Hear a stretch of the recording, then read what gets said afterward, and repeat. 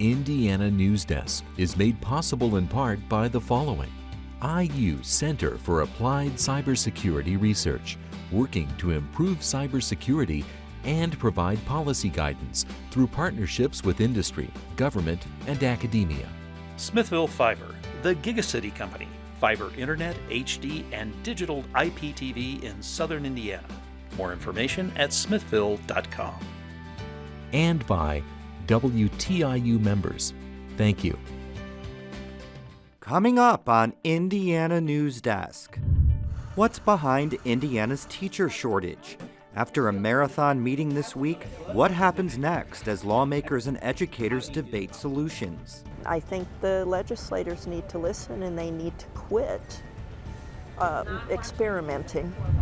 The attack on a Muslim woman in Bloomington is raising questions about why Indiana is among only a handful of states that doesn't have laws addressing hate crimes.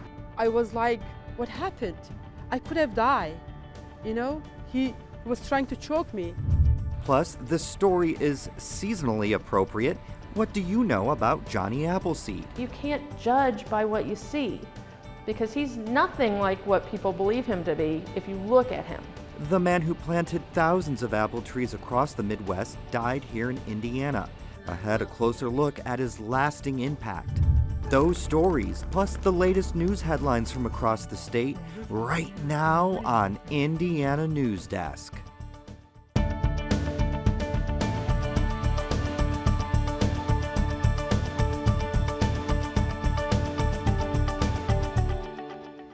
Welcome to Indiana Newsdesk. I'm Joe Wren.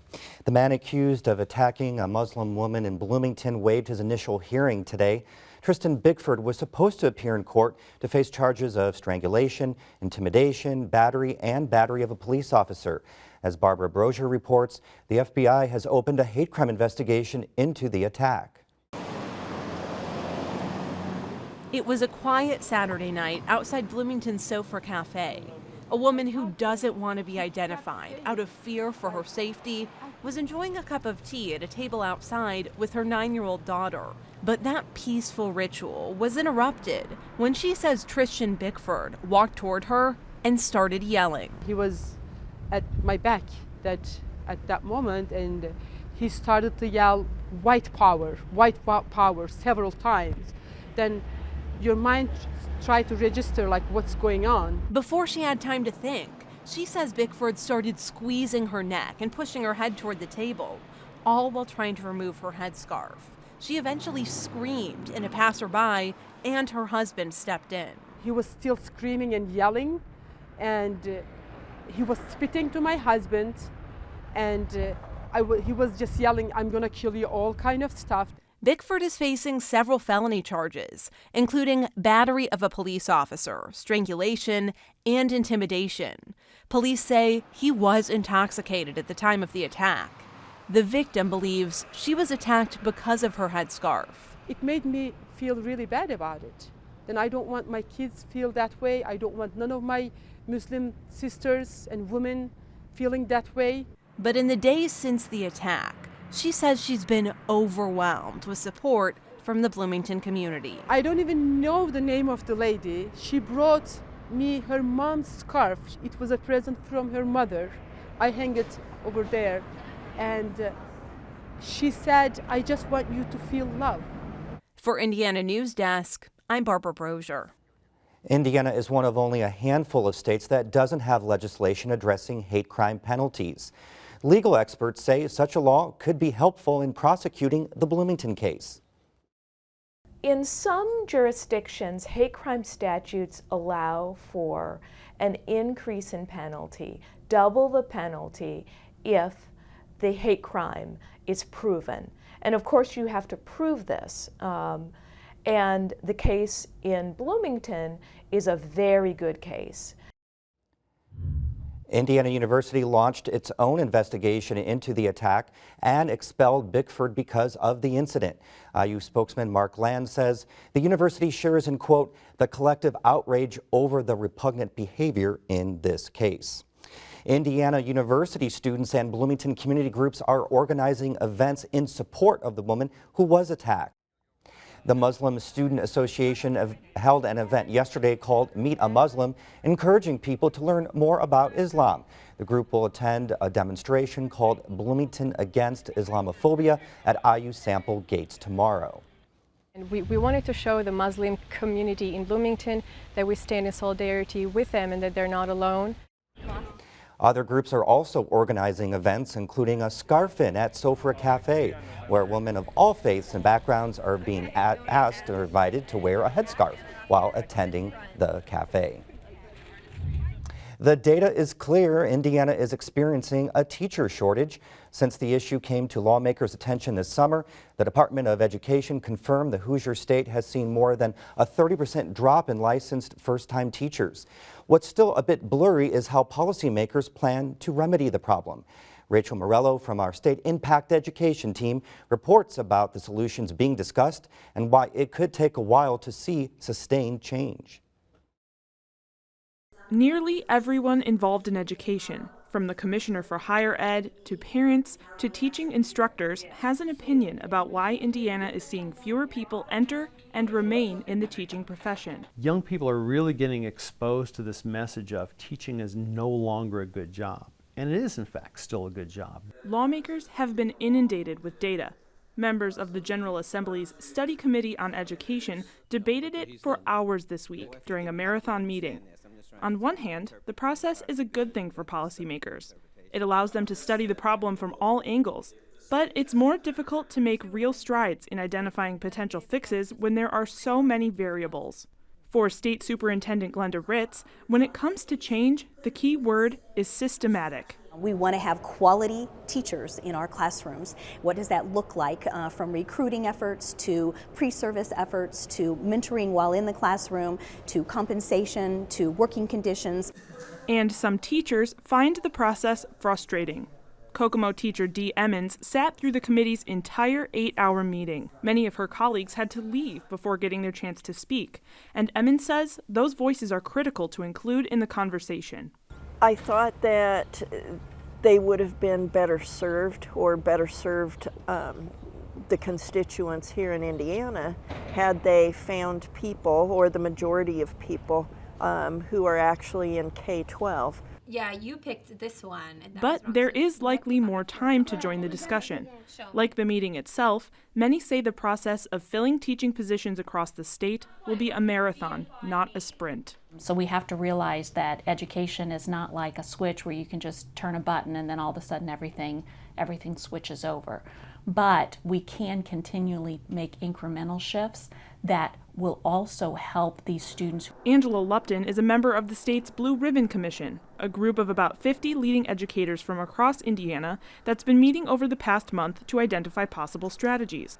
One of those strategies is already at work in Lupton's own community at Butler. It's called tapping, and it allows classroom teachers and other education professionals to identify students or other individuals they think would make good future teaching candidates and pass their information along to state colleges of education. Lupton says it will take some time to see results from a strategy like this, but adds that it is unique because it can be implemented without legislative approval. Do we need legislative action in order to produce a tapping card? No, that would be a waste of our resources in the legislature. Do we need legislative action on some bigger issues, though, that are happening in terms of teacher evaluation, salaries, those kinds of things? Yes, we need their help in that. We all have the same desired outcomes, I believe, I hope, and we have to figure out who's going to take which pieces of the pie so that it all gets solved. Lupton meets with fellow members of the Blue Ribbon Commission to begin drafting a legislative agenda on November 16th and again on December 7th. Most of the state's official policymaking groups aim to have recommendations ready for the start of the legislative session in January. And Rachel joins us on set now to talk more about the timeline and some of the proposed solutions. So Rachel, we heard a few of the suggestions people are tossing around. What are some of those recommendations that people are starting to rally around? So policymakers are focusing on solutions in two areas: recruitment and retention. As far as recruitment goes, we're hearing a lot of people mention ideas like one that Dean Lupton mentioned at Butler, where top students who might be pursuing other majors or top professionals, even in other fields, are tapped to get a teaching certificate. A few have even mentioned making it easier for instructors who get certified out of state to come teach in Indiana classrooms. We've heard a wider range of suggestions for retention strategies, most involving stronger professional development and mentoring programs, and especially suggestions about improving teacher pay. And you know, Rachel, we just saw in that story about that reputation that's kind of harmful for being a teacher. And then you start talking, we've been talking a lot about the teacher evaluations and testing. Any tweaks that lawmakers can make in those areas? Well, to be honest, policymakers haven't said a whole lot about what they can do to change the state's testing schedule, and I think that might have to do with some of the requirements they have to meet on the federal level. But Representative Bob Baining from Indianapolis did tell me that he thinks there's some misunderstanding around teachers' evaluations. He says those are calculated on a local level. The state only mandates that student test performance is included in some percentage, but they don't designate specifically what percentage that is. So in one district, only 5% of a teacher's evaluation might be based on student test performance, and in another it might be shorter. All right, thank you very much, Rachel. Thanks. And now for headlines, we go over to Barbara Brosier, who has the latest on this week's top stories. Thanks, Joe. In the coming days, the state will pay off the remainder of a federal unemployment insurance loan. The governor says it will save employers $327 million next year. The state's unemployment insurance trust fund ran out of money when the recession hit, forcing Indiana, like many others, to take out the loan. As long as there's still money left to be paid back on the unemployment insurance loan, employers pay a penalty, one that would increase next year to $126 per employee. Pence says the state will temporarily shift money from its general fund to pay off the remaining $250 million left on the loan, saving employers from paying that penalty. By paying this off early, we believe that we're going to free up resources for the kind of investments by business owners, large and small, that will put Hoosiers back to work. Pence says the state will use money from unemployment insurance taxes collected early next year to replace the general fund dollars used to pay off the federal loan. The state's unemployment rate is 4.5%. That's the lowest level since 2007. The national unemployment rate for the month of September is 5.1%. Governor Mike Pence called the latest labor force stats a testament to Indiana's growing economy. Democrats, meanwhile, leveled a familiar criticism at the governor, noting that job creation numbers are undercut by a continued decline in wages. Well, when you go to the polls next month to vote, go ahead and take a picture of your ballot if you want. A federal judge this week halted Indiana's new law banning so-called ballot selfies. The state argued the law's intention was to help prevent voter coercion in vote buying and selling. But the ACLU argued the law is a violation of the First Amendment. The judge's ruling is temporary, and the state can still choose to appeal. The Federal Emergency Management Agency has denied Indiana's appeal for federal disaster assistance for 19 counties damaged by summer flooding. The state requested assistance for government and nonprofit entities that were hit hardest by the storms in June and July. It presented FEMA with more than $11 million in confirmed damage. But the agency says it stands by its earlier ruling that the state experienced two distinct weather systems, which halved the total damage for each and did not meet the presidential threshold for disaster declaration. Legislators will take another look next session at legislation proposed to open up records from Indiana's closed adoptions era. The move comes after a bill failed to pass earlier this year that would have opened adoption records from adoptions between 1941 and 1993. This time around, the bill gives birth mothers 4 options: allowing contact through a third party, not allowing contact, or barring contact, but permitting the release of updated medical records. But some are worried not everyone will get word about the change in the law. Bloomington police say the Indiana University student who died in a murder-suicide last month may have been in an abusive relationship. Police say Shanlin Chow stabbed Yolan Wang several times before hanging himself at Bloomington's Stratum Apartments. Police say Chow reportedly moved into Wang's apartment and refused to leave. Police say emotional and physical abuse may have occurred, but Wang didn't seek help. Her friends tried to intervene, but say Chow threatened to retaliate if he got in trouble.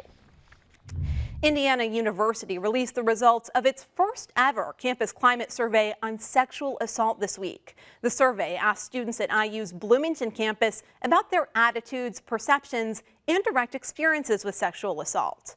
The survey found about 17% of undergraduate women and 6% of graduate women who participated reported experiencing attempted or completed sexual assault during their time at the university. About 2% of undergraduate men and 1% of graduate men who participated reported the same experience. We plan to look at the data and have already begun to do so with different groups of students, such as international students, students in fraternities and sororities, students of color, LGBTQ students. So trying to figure out what are the differences among those students to adapt our education and prevention efforts toward them. 62% of the survey's more than 7,000 included participants were women and 38% were men. The Hoosiers keep coming up short. They threw away a 25-point second-half lead to fall to Rutgers last weekend. Coach Kevin Wilson says he's not trying to justify anything, but he has buy-in from his team and a commitment to keep getting better. We got to keep getting better, and it starts with me. I got to call a better game, got to manage games better. Staff's got to do better. Kids got to keep doing better. But that's a great group of people working hard, and I think we're pretty close. And Joe, the Hoosiers are 4-3. They face Michigan State on the road tomorrow, who are ranked 7th. All right, thank you very much, Barbara. Coming up next on Indiana Newsdesk. You've undoubtedly heard of Johnny Appleseed, but did you know you might have him to thank for the orchards in Indiana and across the Midwest? He was more than just the cartoonish character you've seen in pictures wearing a pot on his head. Plus, what's inside this time capsule RCA employees buried 25 years ago in Bloomington? These stories and more right here on Indiana Newsdesk. 10,000. 15? 15, you think? 20, 21,000? 600. 20. 18.5. 24. It's at least 40. Look at it. 4,500,000. 650. 20. 650. This textile would be worth about $500,000. $500,000? No way. I knew it. It's just a blanket. Laying on the back of a chair. Well, sir, you have a national treasure. Wow. A national treasure. Congratulations. I can't believe this. We are a nation of explorers. We seek new ways of living, of thinking, and of expressing ourselves. We take risks. We learn from experience, and we keep moving forward. That's why we encourage and celebrate the explorer in all of us.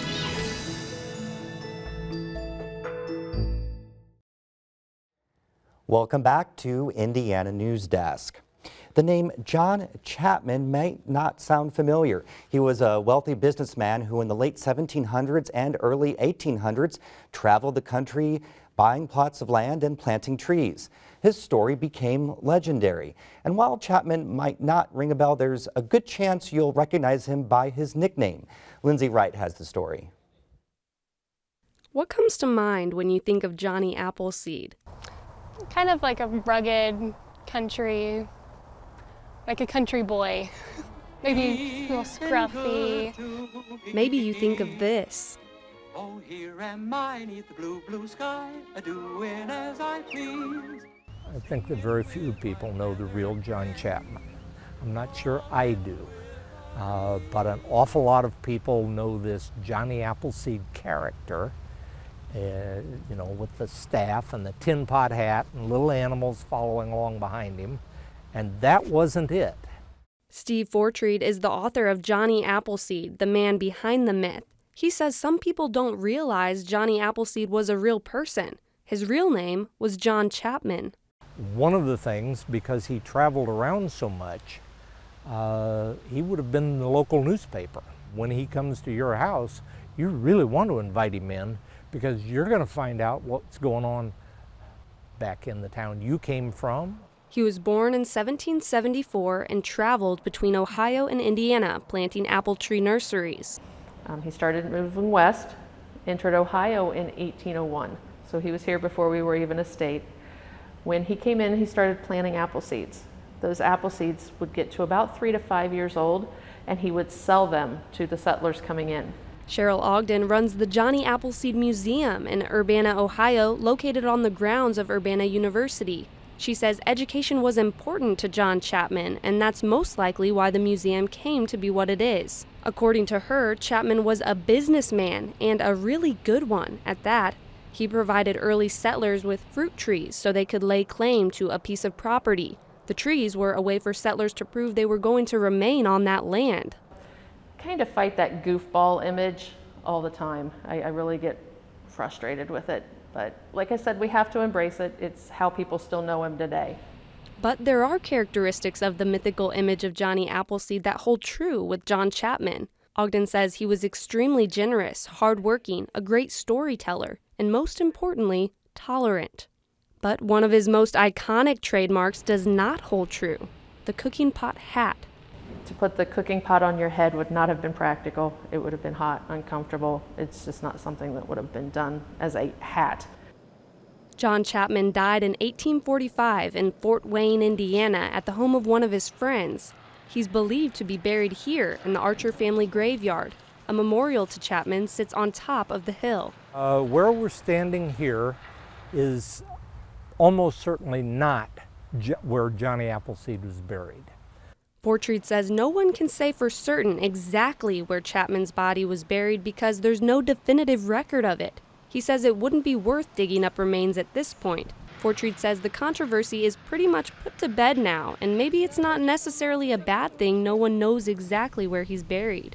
The important thing, according to Ogden, is remembering the life John Chapman lived. You can't judge by what you see, because he's nothing like what people believe him to be if you look at him. At least our perception of him. There are no actual pictures of him. Ogden says Chapman died with more than 1,200 acres and $400 to his name, and his acts of planting apple trees created lasting effects. So when he did that, it helped to determine what apples were going to thrive here, what could stay, what we needed to start grafting. It helped to determine that. Only one of Chapman's apple trees is believed to still stand today. It's located in Nova, Ohio, and thought to be planted in 1837. An actual piece of the tree sits in the Johnny Appleseed Museum. Our assumption as to what happened is that the seed was planted on an aquifer, so that the root system has been exceptionally strong.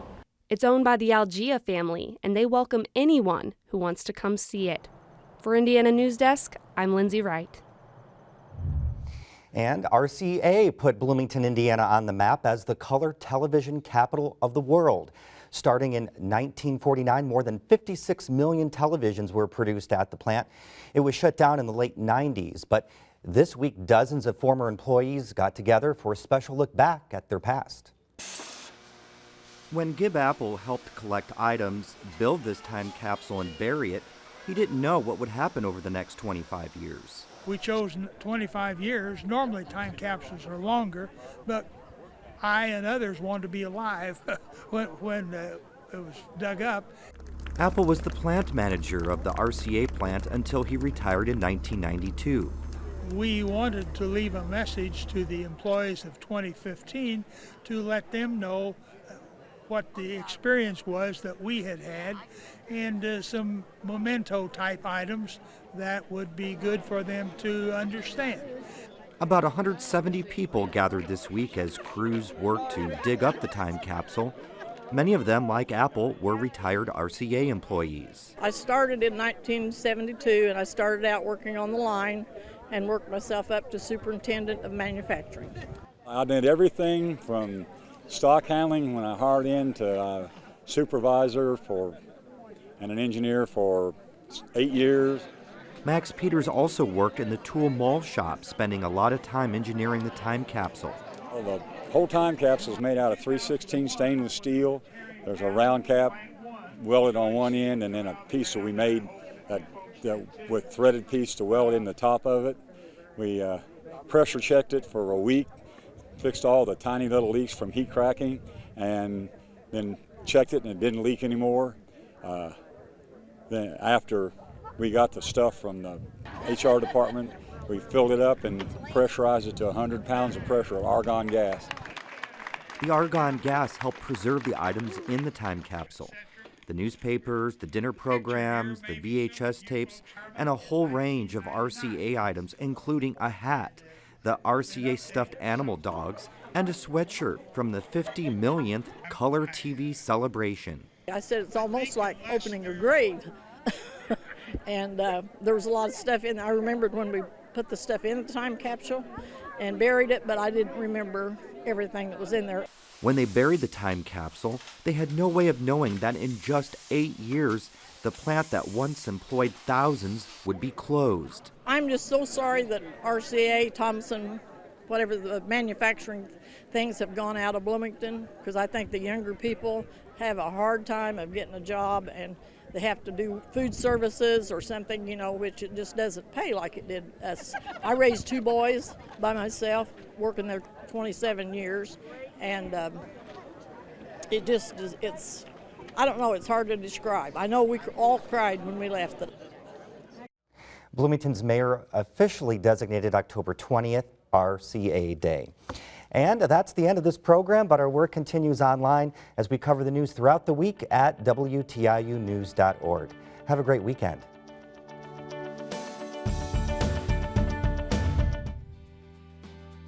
Indiana Newsdesk is made possible in part by the following.